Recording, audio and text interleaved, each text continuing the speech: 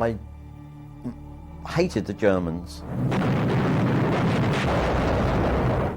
There were nothing else but rubble. Nothing else but rubble. I would not like to have been a German at the end of that bombardment. Most of us thought once the bombing had finished, so the battle would finish, but the battle didn't finish. It only just started.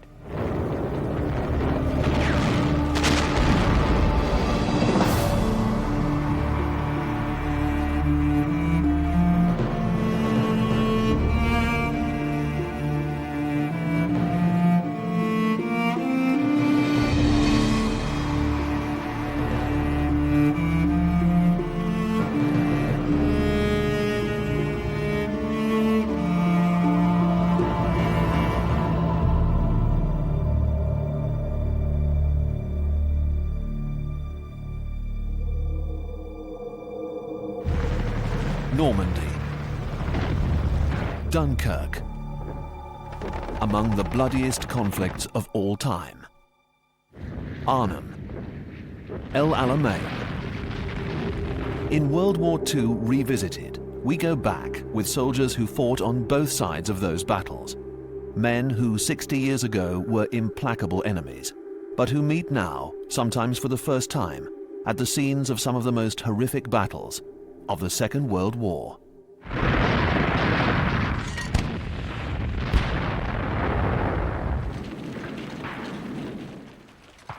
In this program, an Englishman and a German come face to face at the Italian stronghold of Monte Cassino, where thousands of soldiers died in 1944, but where they survived.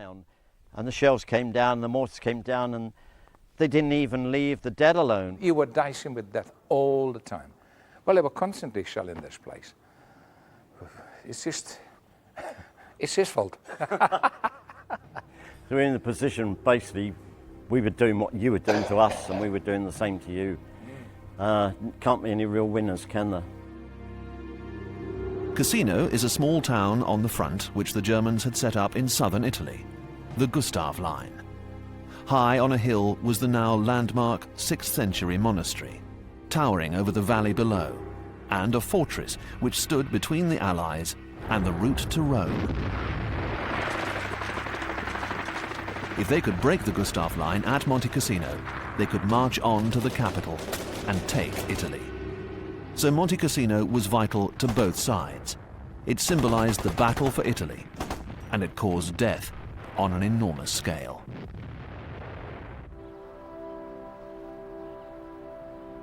The Commonwealth War Cemetery is one of several below the rebuilt Benedictine monastery of Monte Cassino, in the valley of the River Liri. It took the Allies 3 long months to reach this spot after they landed in Italy. But it would take 4 separate major battles from January to May 1944 to overcome this massive German rock fortress. Soldiers from America, Britain, New Zealand, India, Canada, France and Poland all fought the Germans here. The Americans were the first to take it on, but found they were unable to get close enough to penetrate its natural defenses. And the result was stalemate.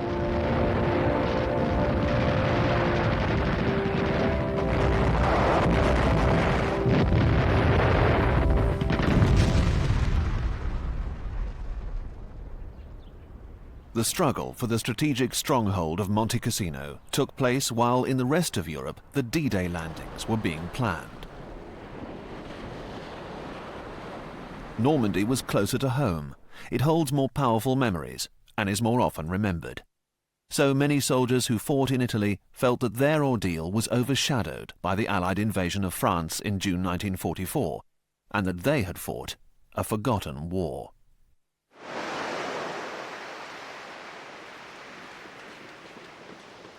The Allies started the invasion of Italy when the British 8th Army crossed the Straits of Messina on the 3rd of September 1943. Less than a week later, on the 9th of September, the American 5th Army landed at Salerno. When Hitler's ally Mussolini was overthrown by Italian partisans, the German dictator had thrown German troops into Italy. Now he declared that the territory should be staunchly defended, if necessary, to the last man.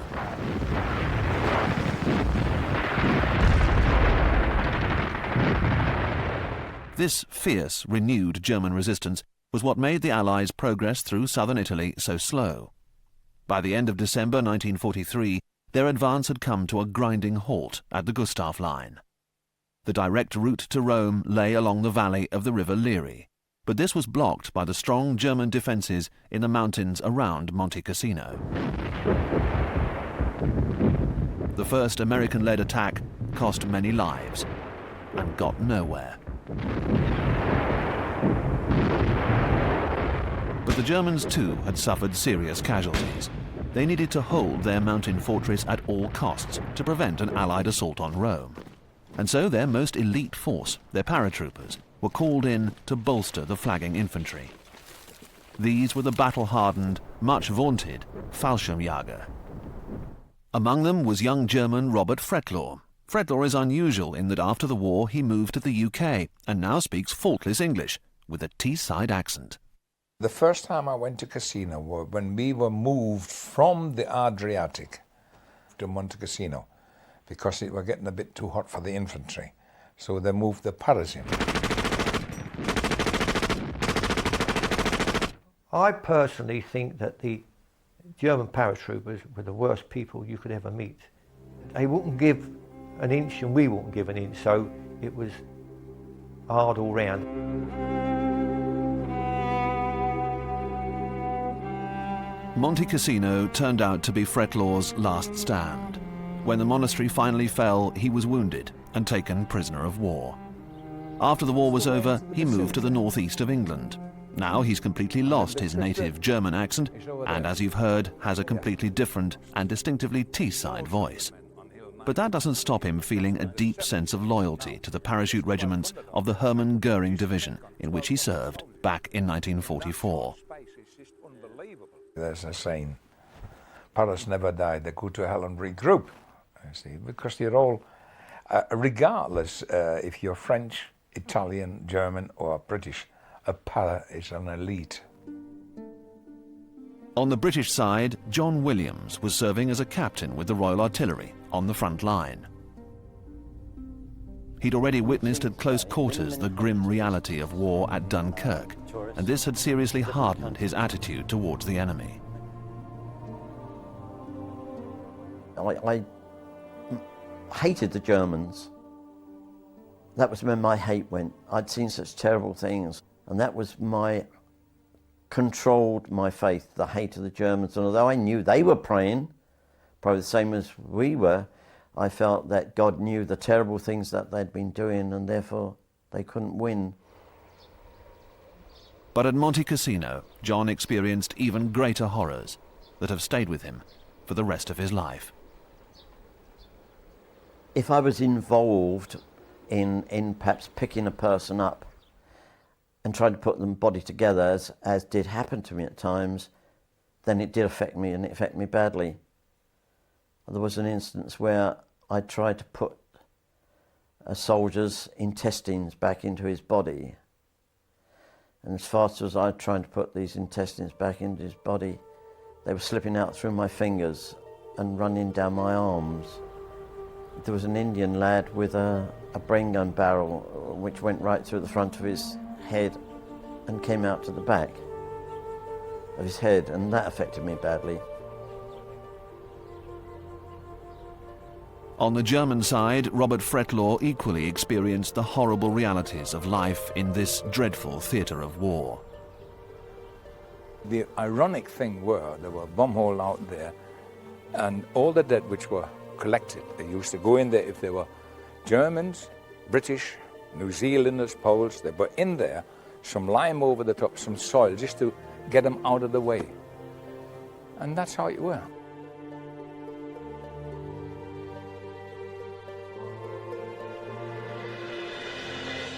Now, many years after the battle that they both somehow survived, former German paratrooper Robert Fretlaw and British artillery captain John Williams come face to face for the first time. Hi there, my name's John Williams, British Army. It's a really poignant good to but see rather you. stiff My encounter God, you gave between that two much old life. soldiers who once felt the hatred born of the need to survive, and whom you suspect that even today can never realistically quite bury the hatchet of 1944. How the heck we got out of Monte Cassino, I just don't know. But I must have had a guardian I angel guess, up there. Well, God was on my side, and I guess he was on yours too. Discover the past with exclusive military history documentaries and ad-free podcasts presented by world-renowned historians, all on History Hit. Watch them on your smart TV or on the go with your mobile device. Download the app now to watch everything, from the gripping story of the Band of Brothers to Operation Barbarossa and D-Day. Immerse yourself in the dramatic stories of this remarkable era by signing up via the link in the description. With German artillery observers perched high up on the slopes of Monte Cassino, they could direct their artillery fire with murderous precision on any Allied vehicles that moved on the plain below.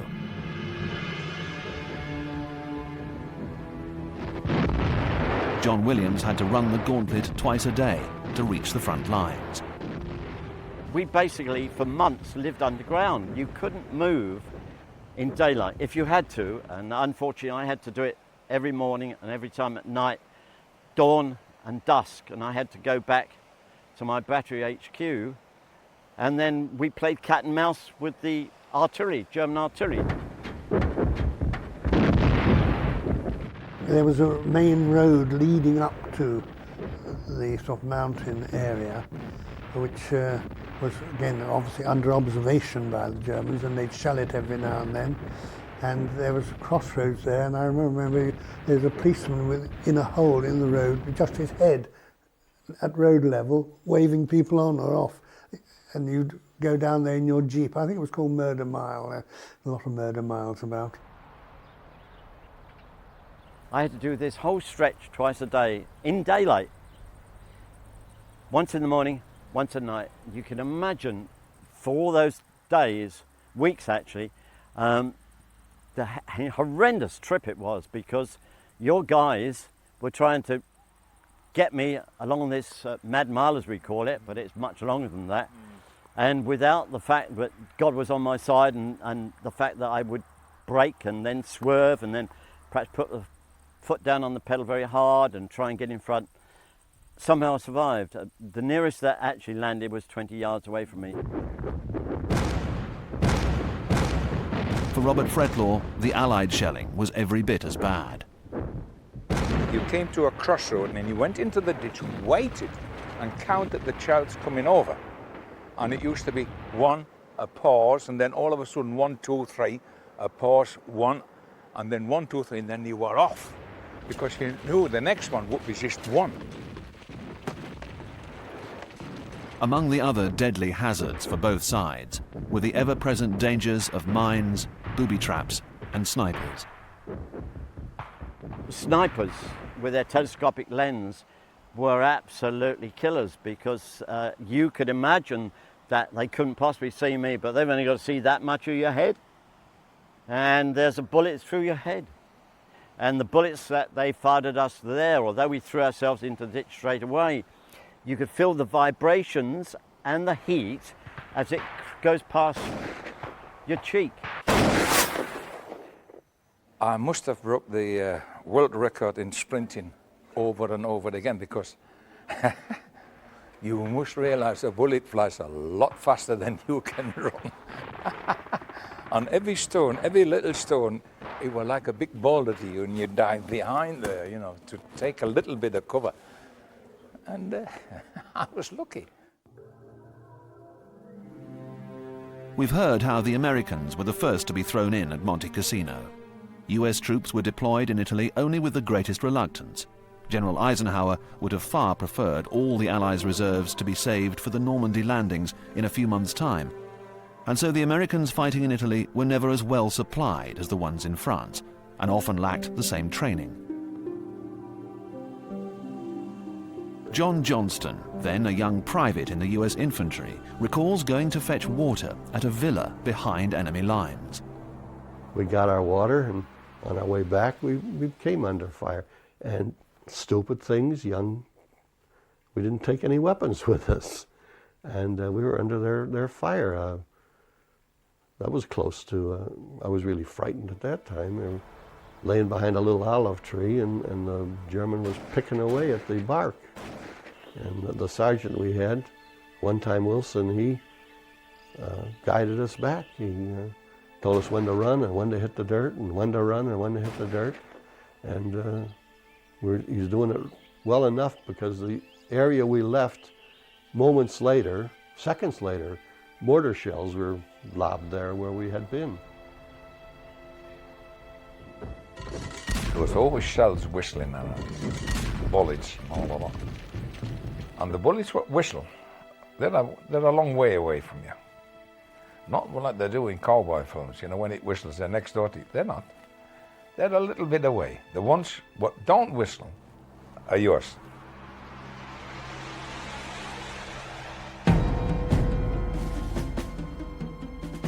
The mountain, Monte Cassino, gave the Germans a view across the land for miles around. It towered over the Allied troops, and the Benedictine monastery stood as an ever-present threat to the Allies, an all-seeing eye that watched them wherever they went in the valley below.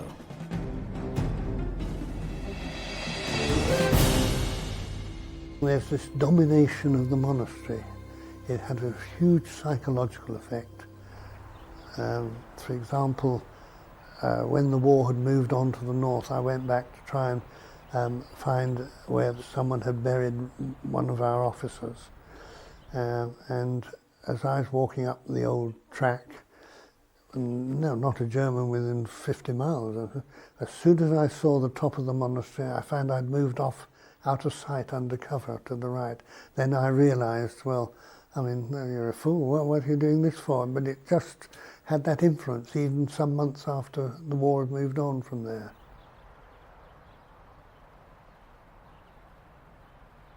Because of this obsession, which all the Allies had, the fear of it, our artillery were firing smoke shells here to try and screen below the level of the whole of the building, so that the observation points could not see what was happening below.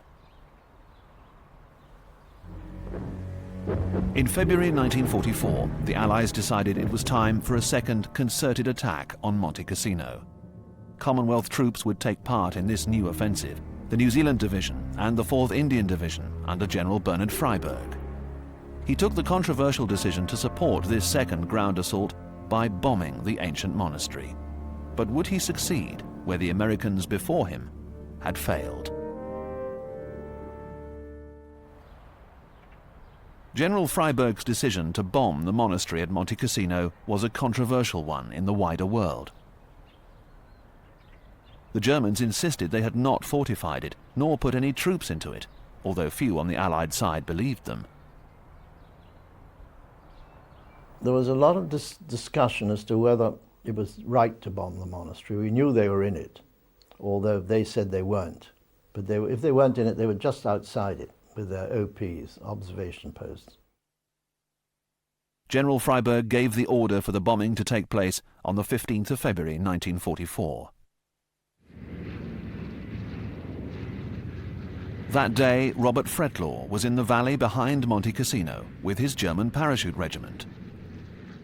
I think they came over from the south, from Naples way, flew over, and then they did a big bend and came around, and then the next thing we heard this rumbling. Well, to us, we didn't know what they were bombing, and then we found out it was the monastery.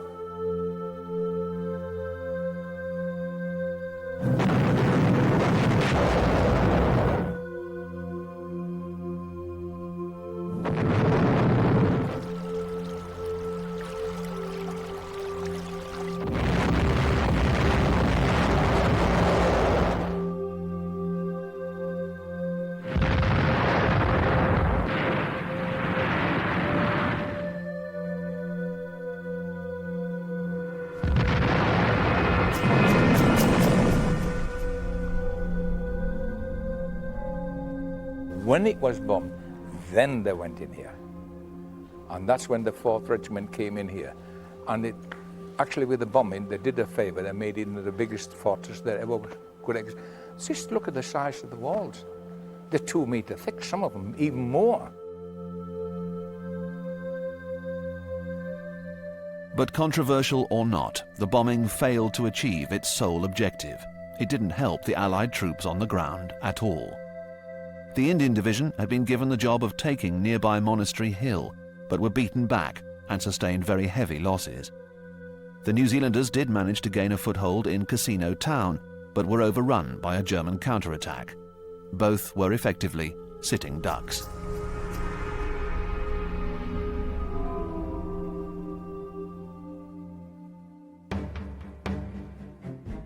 Two Allied offensives had now ended in failure, but Freyberg refused to give in because too much was at stake.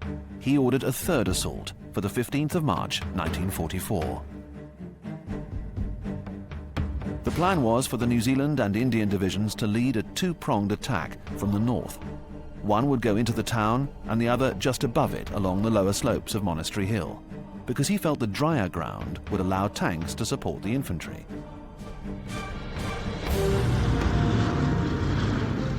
On top of that, to combat German resistance in the town itself, he would also attack it from the air with hundreds of heavy bombers.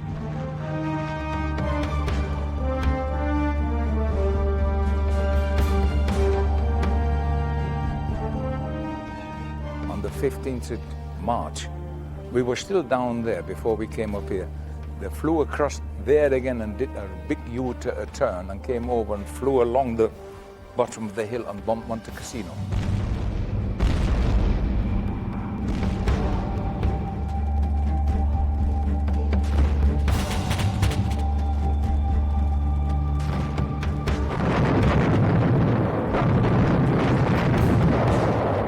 It was not only the Germans in Monte Cassino that felt the full force of the bombing on March the 15th. The New Zealanders put up their sign to commemorate American precision bombing, Cassino 4 miles, and they even bombed, I think, Alexander's headquarters at another little town way back. But having said that, from the air, you get a mountain and a church or something on the top, they all look very much the same.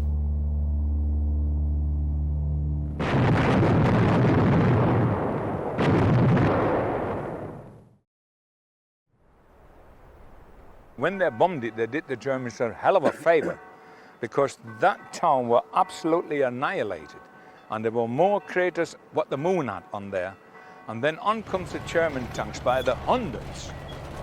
They just got so far up to the crater and that was it. They couldn't get any further. They were stuck. And then the New Zealanders, after hours, they were trying to come in.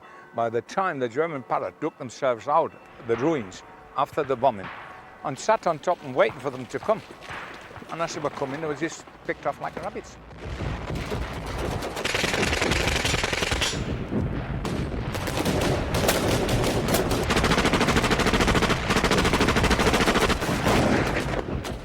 John Johnston knew how difficult the New Zealanders' job would be because he'd fought in the first battle at Cassino.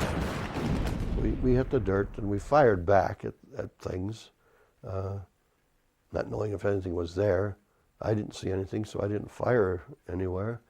And that's when I saw our BAR man roll over to reload his weapon, and a German hand grenade, a potato masher, flipped and fell, and he rolled back on top of the grenade, and it went off. And then the sergeant, he rose up on one knee to fire his weapon, and he fell over, and he says, "I'm hitting the leg," and he had one bullet in his leg. And so somebody was firing from close by, so I reached for a hand grenade, and I went to reach for the pin, and I looked up, and a German hand grenade came over and landed on my left side, just 12 to 18 inches, caught up in the brush. And I saw it, and I rolled over, and it went off. So I rolled back, and I went to pull the pin out of the hand grenade, and my arm felt funny, but I says, I'm hit too. We can't see them, and they know exactly where we are, and perhaps we better just give up. So that's what we did.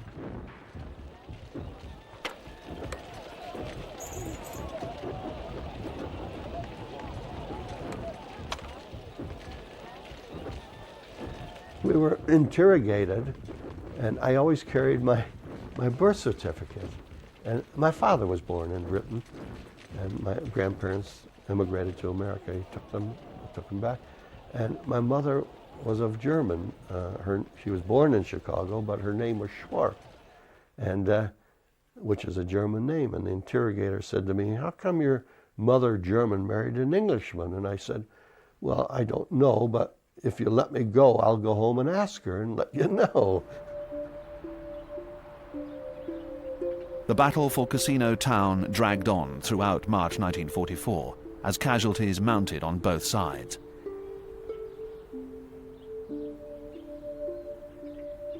The number of dead and wounded became so high that both sides actually stopped fighting to clear the battlefield, as Robert Fretlaw remembers. And the war stopped, and actually the wounded were, we borrowed stretchers to get the wounded back.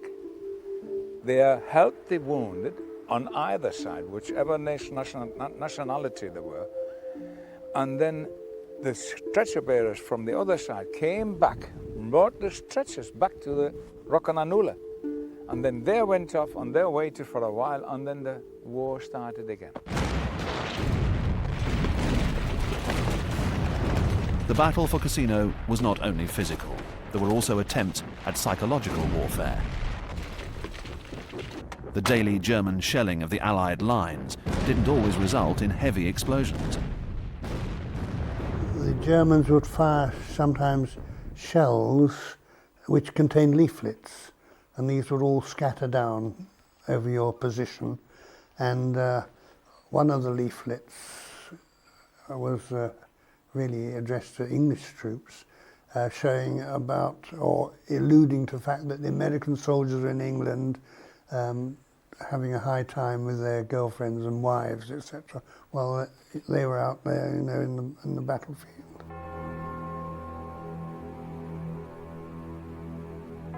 Although the Allies had gained some ground, the human cost was becoming too great.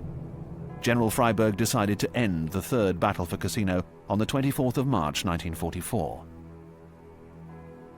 The Allies had taken parts of the town and Castle Hill, a strategic point on the ridge halfway between the town and the monastery. But the monastery itself remained solidly in German hands. In its bombed-out shell, Robert Fretlaw and his paratrooper comrades continued their dogged resistance. What you see here is the old courtyard. Well, I remember it from 1944. This one, nothing else but rubble, complete rubble. And there's a door there, over there, which leads down to the gangway, which leads to the main entrance. We lived down there, we sheltered down there.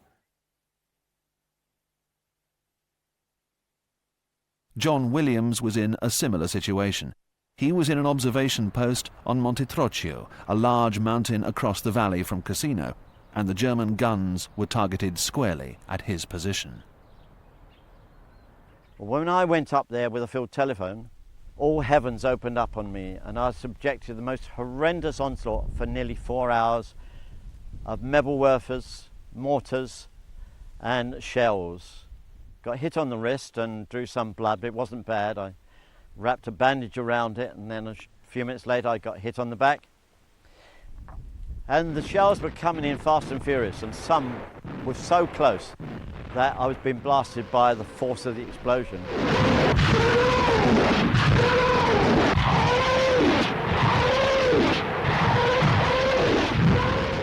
Eventually the bombardment stopped. I still couldn't see anything because of all the smoke and the haze. And then out of the mist and this haze, my colonel came up.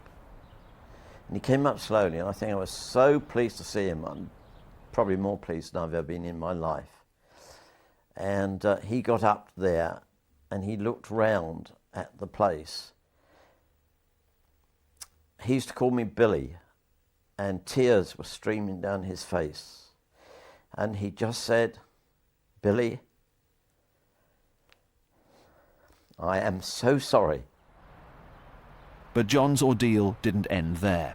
When he eventually came down from the mountain to rejoin his unit, he found his own men on the ground had also suffered heavy casualties from the German artillery and mortar fire. My officer had lost both eyes.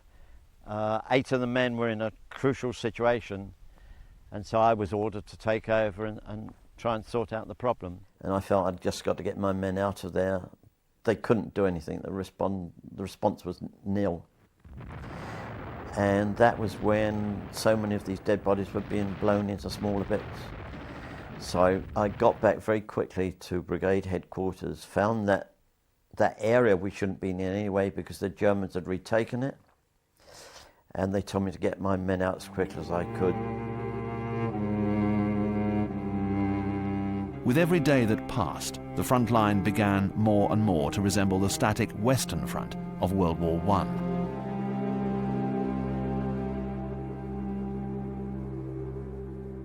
The supreme Allied commander in Italy was General Alexander, and it now fell to him to come up with a plan to break this deadlock where others had failed.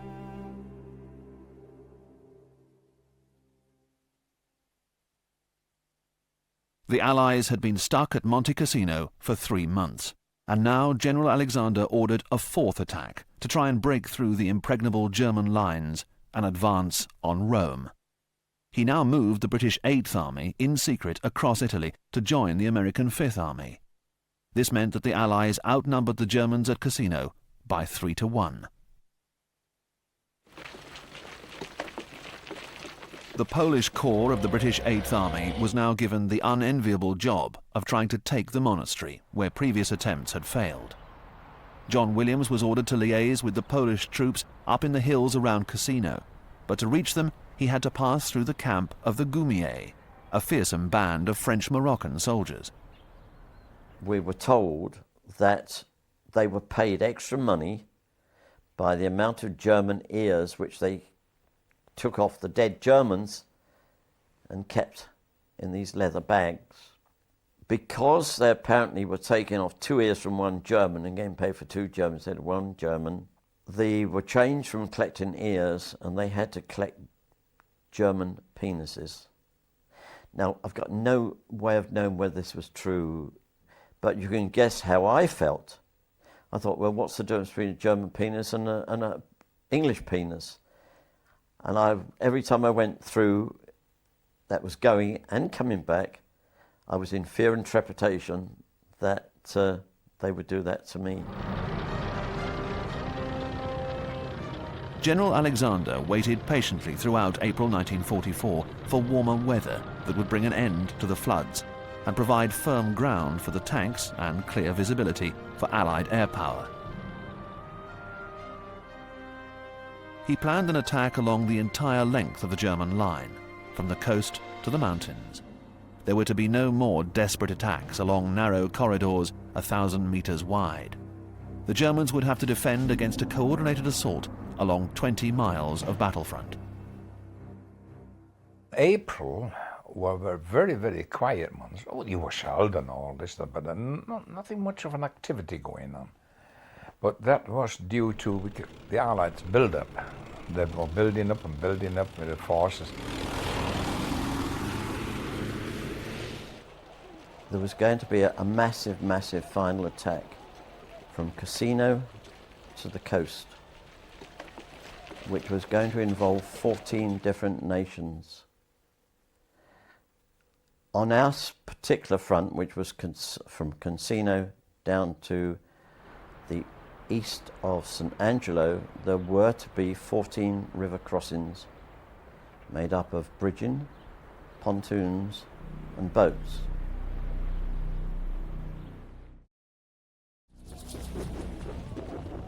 The attack began on the 11th of May 1944.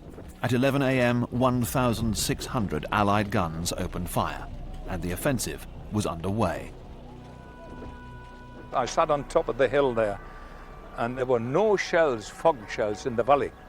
And we thought there's something funny here going on, because you could see the town and all. It was quiet as a mouse, nothing at all. So we thought something is going to happen, but what we didn't know. Then all of a sudden, at 11 o'clock, all the hills over there is like somebody there switching lights on. That's when about 2,000 artillery pieces started up firing.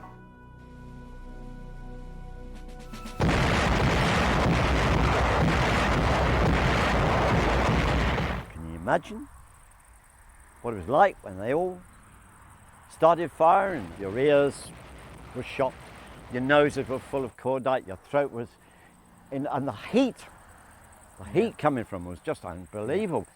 Well, the unfortunate thing is I was on the receiving end on the other side. You were, and I have to say this, and I put in my diaries, I would not like to have been a German at the end of that bombardment. For the next 2 hours, 4 major attacks were launched, from the coast 20 miles inland into the mountains. On the extreme left, next to the sea, 2 American divisions attacked, but were pushed back. Slightly further inland, however, 2 French divisions began breaking into the mass of the Orinci Mountains.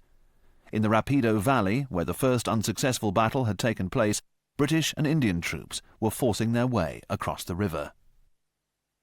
We were smoking the whole of the river crossing right from, for a distance something like 11 miles, so that we could enable the engineers to put bridges across. Very vulnerable, of course, from enemy fire. You had to screen them in some way, so we had to have 4 pits to every crossing, to this side, to the other side, to allow for wind changes. And we had canisters which burnt for 8 to 10 minutes, smoke canisters, 47 pounds. And our problem was getting bridges across. The German firepower was so horrendous, not only machine guns, but mortars, shells. Nobody could really survive, and in consequence we didn't get bridges across. The boats that went across first of all were riddled with bullets. The guys drowned in the water, and we only had 1, although we should have had 14 crosses going in H+1, dawn of that day, we only had 1 going across. German machine gun, mortar and sniper fire from the town of San Angelo held up the advance of John Williams' unit, and Allied troops were sent in to flush out the defenders. When the Gurkhas eventually took St. Angelo, after a 15-minute bombardment, when the artillery put over 2,000 shells, and I went across and I found the emplacements were just unbelievable. They were 3 foot thick reinforced concrete, down below ground. They had even electric light. They had filled telephones, tins and tins of food. They could have stayed there for months and months. So our bombardment really didn't make much alteration to them. Probably gave them great headaches, but that was about all. When we got across the Rapido, we harboured up again before we went through the full British division, and it was all the time it was under a smoke screen, and it lifted. And Jerry blew the daylights out of us in this field. And then you realise then that it wasn't going to be so easy as everybody had told you it was going to be.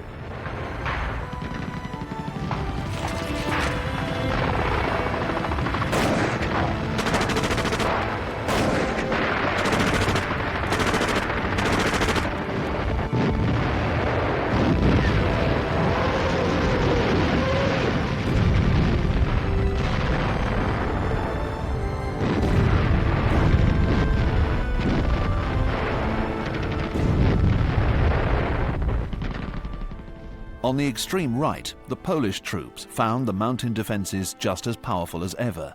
But now they had 2 divisions and could attack the Germans on the ridges on either side, where the Indian troops before them had failed. They began to make real progress, but it was the French attack in the centre-left, through the treacherous Orinci Mountains and towards the Liri Valley, that finally began to break down the German defences. The night of the 17th of May, when we got the order to pull out, so we went down the little slope, and then, as you can see the monastery up there, up to the monastery. And that's where my career as a soldier finished, up there.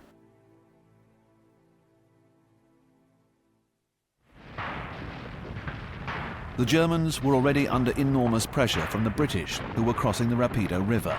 They fell back 6 miles to their next line of defence. Finally, the German order came down to abandon the monastery. But it was too late for Robert Fretlaw. 2 shells came, 2 of us were out and then run. And then as I was coming round the bottom there, by the bend, that's when one of the grenades exploded. And when I woke up, or when I got my senses back, all my left-hand side one. And then I crawled up here and went down into the crypta, which I knew were a first aid post.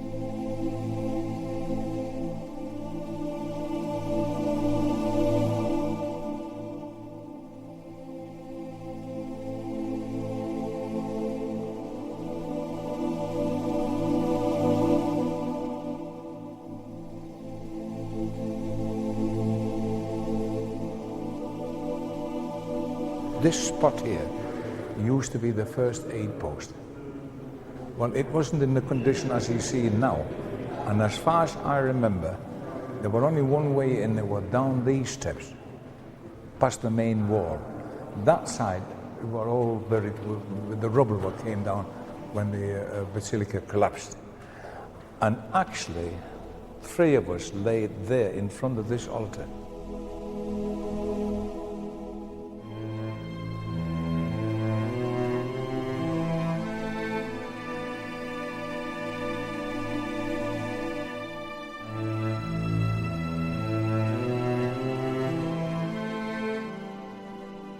While Robert awaited his fate in the crypt, the Poles carried on their struggle up the mountain slopes towards the monastery. They had a terrible time because they were given the worst job up the right-hand side of Monastery Hill, which was all stony. You couldn't dig in when you fell down, you lay down, you had to, the ground was too stony to dig. They fought their way up and were driven back and fought up again. They finally got there. Now I do remember very, the great feeling inside you when we'd fought our way halfway up the valley and we stopped and we consolidated our positions. And that morning we looked up and everybody was saying, look, look, look. And on top of the monastery flew a red and white flag, which was the Polish flag. And we looked up and down the mountainside come the Germans with a white flag to surrender. And that was the fall of the monastery.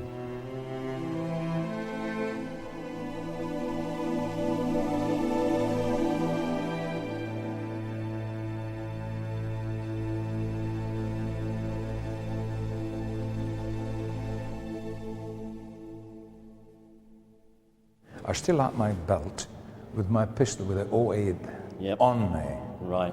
So for safety's sake, you knew you were going to be taken prisoner of war. Right. So you know how to dismantle a pistol. Absolutely. We dismantled it, and that's the window there. We throw the lot out, you see.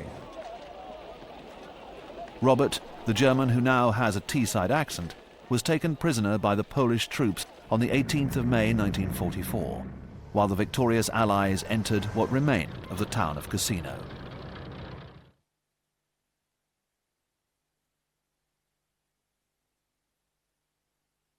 I suppose it was one of the most closest fought battles and the most vicious battles of the war, but it's never been accepted as such, one of the most vicious battles. Well, what do you think that is? Unfortunately, it fell at the time when D-Day came, and that overshadowed everything, and we became, I suppose the word, second-class citizens. We became a second-class show, and that's why it was never, ever, the euphoria of D-Day overshadowed a lot of it.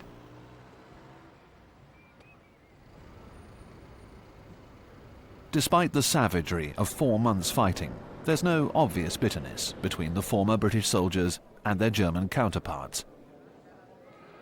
The veterans of the British Army still respect the dogged determination of the German paratroopers. I have to say, I admire the German soldier. I think he was very efficient in everything that he did. We had the greatest respect for them, and sometimes I guess we had a bit of fear too of them.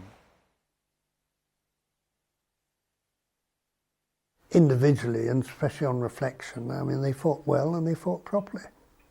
So, I mean, if I met one, I'd shake him by the hand, if he's a paratrooper or someone like that. We can forgive one another, can't we? Obviously, we have to do. Yeah. I mean, the world Absolutely. wouldn't be the same if we No. don't, you know. I You quite can't agree. keep on and on and on and on and say this and that and other. No. It's too long. It's 56 years ago that we're meeting now. Yeah. 56 year people don't realize the time. That's 2 generations. The Allied capture of Monte Cassino had been hard fought. The fighting had been savage and had cost thousands of lives. But it achieved its intended result and cleared the way for the eventual liberation of Rome on the 4th of June, 1944.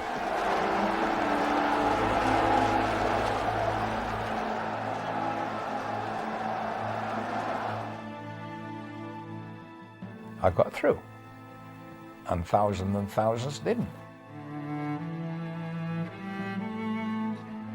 I will never forget, of course, those people that went. I still do remember those comrades, and not only those comrades, but their families.